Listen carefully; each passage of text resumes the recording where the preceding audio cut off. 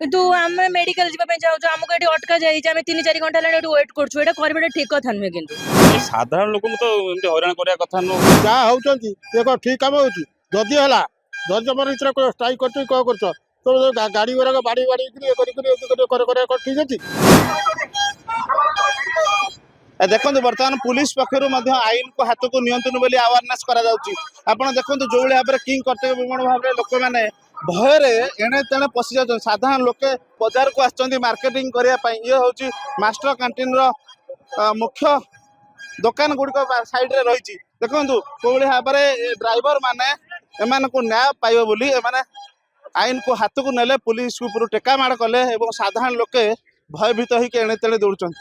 ଆଜ୍ଞା ବର୍ତ୍ତମାନ ଆପଣ ମାନେ ଭୟଭୀତ ହେଇ ଗୋଟେ ଜାଗାରେ ଅଛନ୍ତି, ଏ ଯୋଉ ଟେକା ମାଡ଼ କରୁଛନ୍ତି ପୁଲିସ ଉପରୁ, ପୁଲିସ ତାକୁ ଲାଠି ମାରି କେତେ ଦୂର କ'ଣ କହିବେ? ସାଧାରଣ ଲୋକଙ୍କୁ ତ ଏମିତି ହଇରାଣ କରିବା କଥା ନୁହଁ। ଆମେ 2 ଘଣ୍ଟା ମେଡିକାଲ ଯିବା ପାଇଁ ତ ଅପେକ୍ଷା କରୁଛୁ। ଆଚ୍ଛା କ'ଣ ଅସୁବିଧା ହେଇଛି ଆଜ୍ଞା ଆପଣଙ୍କର? ମେଡିକାଲ ପାଇଁ ଚାଲିଛି ଡରରେ ଠିଆ ହେଇଛି। କିନ୍ତୁ ଆମେ ମେଡିକାଲ ଯିବା ପାଇଁ ଚାହୁଁଛୁ, ଆମକୁ ଏଠି ଅଟକା ଯାଇଛି, ଆମେ 3-4 ଘଣ୍ଟା ହେଲାଣି ଏଠି ୱେଟ୍ କରୁଛୁ। ଏଇଟା କରିବାଟା ଠିକ କଥା ନୁହେଁ। କିନ୍ତୁ ନିଶ୍ଚିତ ରୂପରେ ଆପଣ ଶୁଣୁଥିଲେ କି ଯୋଉଭଳି ଭାବରେ ମୋ ପଛରେ ଯୋଉ ମା ଭଉଣୀ ମାନେ ଅଛନ୍ତି, ସେମାନେ ମେଡିକାଲ ଯିବେ, ତାଙ୍କ ସ୍ୱାସ୍ଥ୍ୟ ଅବସ୍ଥା ଭଲ ନାହିଁ, କିନ୍ତୁ 2-3 ଘଣ୍ଟାରୁ ଉର୍ଦ୍ଧ୍ୱ ସମୟ ହବ ସେମାନେ ଏଇଠି ଲୋଅର ପିଏମଜି ମାଷ୍ଟର କ୍ୟାଣ୍ଟିନ୍ର ଗୋଟେ କଣରେ ରହିଛନ୍ତି, ଦୋକାନ କଣରେ। କାହିଁକିନା ପୁଲିସ ଯୋଉଭଳି ଭାବରେ ଗୋଡ଼େଇକି ପିଟୁଛି ଆଉ ଏ ଡ୍ରାଇଭର ମାନେ ଟେକା ମାଡ଼ କରୁଛନ୍ତି, ତ ସେଥିପାଇଁ ସାଧାରଣ ଲୋକେ ଭୟଭୀତ, ସାଧାରଣ ଲୋକେ ଆତଙ୍କିତ। ଆଜ୍ଞା ଆପଣ ଜଣେ ବରିଷ୍ଠ ନାଗରିକ, ଆପଣ କହିବେ କି ଯୋଉଭଳି ଭାବରେ ପରିସ୍ଥିତିରେ ଆପଣ ଦେଖନ୍ତୁ ପୁଲିସ ଗାଡ଼ିକି କାହାକୁ ଏବେ କହିବୁ? ଆପଣଙ୍କୁ କହିବୁ ନା ସରକାରକୁ କହିବୁ ନା କାହା? ଏ ବର୍ତ୍ତମାନ ଯୋଉ ଭଳିଆ ପରିସ୍ଥିତି ଚାଲିଛି, ଯାହା ହଉଛନ୍ତି ଏ କ'ଣ ଠିକ କାମ ହଉଛି? ଯଦି ହେଲା ଯଦି ତମର ଭିତରେ ଷ୍ଟ୍ରାଇକ୍ କରୁଛ କ'ଣ କରୁଛ, ତମେ ଗାଡ଼ି ଗୁଡ଼ାକ ବାଡ଼ି ବାଡ଼ିକିରି ଇଏ କରିକିରି କରିବା କ'ଣ ଠିକ ଅଛି? ଗାଡ଼ି ଗୁଡ଼ା ଭାଙ୍ଗିବା ଦରକାର, ଲୋକ ଫେର ଯିବେ କେମିତି, ଆସିବେ କେମିତି? ଠିକ ନୁହଁ ସବୁ। ସେ କ'ଣ କରିବା? ସେ ତ ସବୁ ଚାଲିଛି ଆଉ କାହାକୁ ଏବେ କହିବ? ଯାହାକୁ କହିବ ତାପରେ ଆମ ଫଟୋ ଦେଖିଲେ ଯୋଉ ଦିନ କରି କିଏ ସେ କୋଉଠି ରହିଲା କ'ଣ କଲା, ସେ ଚାଲିବ ସେଠି ଆରମ୍ଭ କରିବ। ନିଶ୍ଚିତ ରୂପରେ ଯେମିତି ମଉସା ବି କହୁଛନ୍ତି, ତାକୁ କ'ଣ ସେ ପ୍ରତିକ୍ରିୟା ଦେବେ କି ଯୋଉଭଳି ଭାବେ ତାଙ୍କୁ ସମସ୍ତଙ୍କ ଜୀବନ ପ୍ରତି ବିପଦ ଅଛି। କାହିଁକିନା ଆପଣ ଦେଖନ୍ତୁ ଯୋଉଭଳି ଭାବରେ ପୁଲିସ ପରିସ୍ଥିତିକୁ ନିୟନ୍ତ୍ରଣ କରିବା ପାଇଁ ଚେଷ୍ଟା କରୁଛି, ସାଧାରଣ ଲୋକମାନେ ଇତସ୍ତତ ହେଇକି ଦୌଡ଼ା ଧାପଡ଼ା କରୁଛନ୍ତି। କାହିଁକିନା ପୁଲିସ କେତେବେଳେ ଲାଠିଚାର୍ଜ କରୁଛି, କେତେବେଳେ ଡ୍ରାଇଭର ମାନେ ଟେକା ମାଡ଼ କରୁଛନ୍ତି। ଦେଖନ୍ତୁ ବର୍ତ୍ତମାନ ଛାତ୍ରଛାତ୍ରୀ ମାନେ ମଧ୍ୟ ବସ୍ ପାଉନାହାନ୍ତି, ସେମାନେ ଚାଲି ଚାଲି ଘରକୁ ଫେରୁଛନ୍ତି। ଇଏ ହେଉଛି ମାଷ୍ଟର କ୍ୟାଣ୍ଟିନ୍ର ବିକଳ ଚିତ୍ର।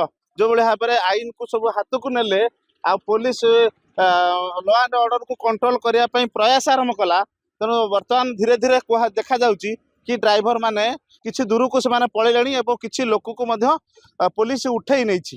ତେଣୁ ନିଶ୍ଚିତ ଭାବରେ ଆମେ କହିବା କି ଧୀରେ ଧୀରେ ବୋଧେ ପରିସ୍ଥିତି ଶାନ୍ତ ପଡ଼ିଯିବ ଏବଂ ପରିସ୍ଥିତି ନିୟନ୍ତ୍ରଣ ହେଲା ପରେ ଯାହା ପରିସ୍ଥିତି ସ୍ୱାଭାବିକ ହେବ। କିନ୍ତୁ ବର୍ତ୍ତମାନ ଆମେ କ୍ୟାମେରା ପର୍ସନ କହିବି ଦେଖେଇବେ, ବର୍ତ୍ତମାନ ମାଷ୍ଟର କ୍ୟାଣ୍ଟିନ୍ ଠୁ ଦେଖନ୍ତୁ ପାଖାପାଖି 500-700 ମିଟର ଦୂରରେ ମଧ୍ୟ ପୁଲିସ ତାର କାରବାଇ ଆରମ୍ଭ କରିଛି ଏବଂ ସେଠି ଡ୍ରାଇଭର ମାନେ ମଧ୍ୟ ପ୍ରୋଟେଷ୍ଟ କରୁଛନ୍ତି, ଡ୍ରାଇଭର ମାନେ ମଧ୍ୟ ପୁଲିସ ଉପରେ ହମଲା କରୁଛନ୍ତି, ଯାହାଫଳରେ ପୁଲିସ ମଧ୍ୟ ପ୍ରତି ରିଆକ୍ସନ ଦେଉଛି ଓ ଲ ଆଣ୍ଡ ଅର୍ଡରକୁ କଣ୍ଟ୍ରୋଲ କରିବା ପାଇଁ ଚେଷ୍ଟା କରୁଛି।